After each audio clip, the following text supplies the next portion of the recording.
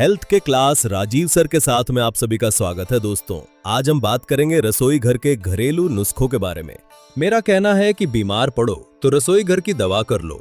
अगर सर्दी जुकाम है तो हल्दी को दूध में खूब गर्म करके पी लो, सर्दी जुकाम ठीक। खांसी के लिए अदरक का रस निकालो, थोड़ा गुड़ या शहद मिलाकर गर्म करके पी लो। ज्यादा खांसी हो तो तुलसी और अदरक का रस शहद के साथ लें।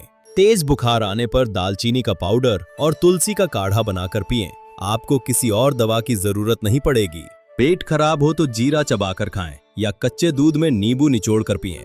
दस्त तुरंत बंद हो जाएंगे। सब बीमारियों का इलाज आपकी रसोई में है। जय हिंद दोस्तों, मिलते हैं अगली क्लास में। वीडियो को लाइक और शेयर जरूर करें।